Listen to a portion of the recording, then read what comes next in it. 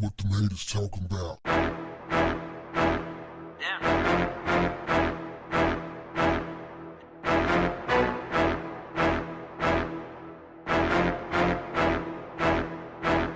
What's up, family?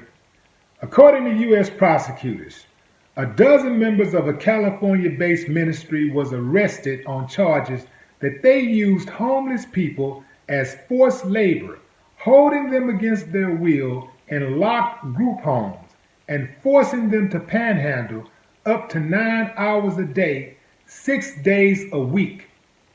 The former pastor of Imperial Valley Ministries, Victor Gonzalez, and the others were arrested in San Diego, El Centro, California, and Brownsville, Texas.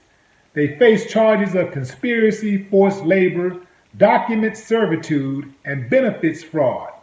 The El Centro-based ministry has about 30 affiliate churches throughout the United States and Mexico and runs 5 group homes in Southern California, authorities said.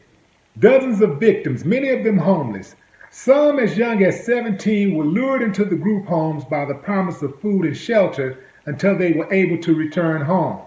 Instead, the ministry that billed itself as rehabilitating drug addicts kept them inside dead-bolted group homes, took their personal belongings and identification documents, and refused to return them, stole their food stamp and welfare benefits, and in some cases, threatened to take away their children if they left.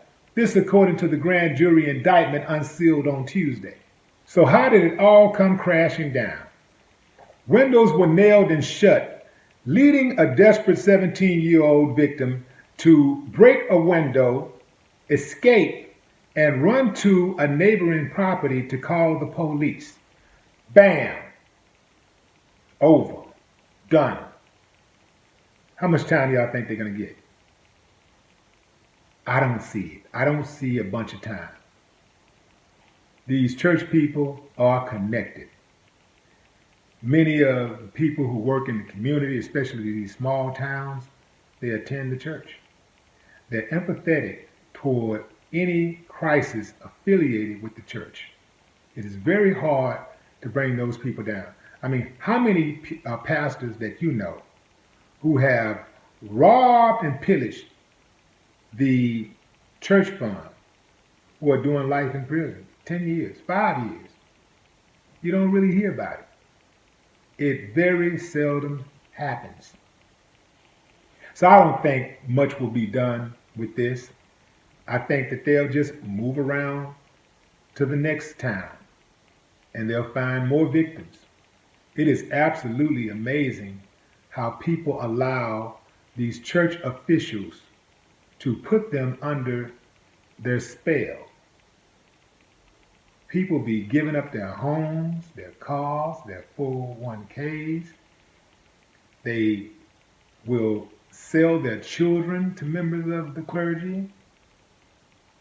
You know, they'll prostitute themselves and their children.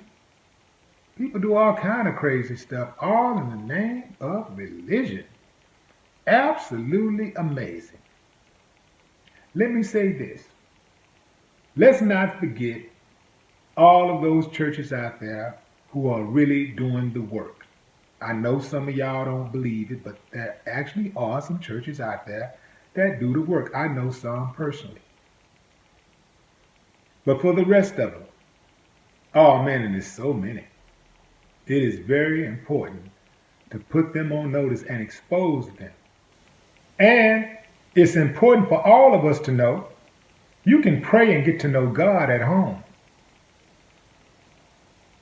No more talk. What the haters talking about?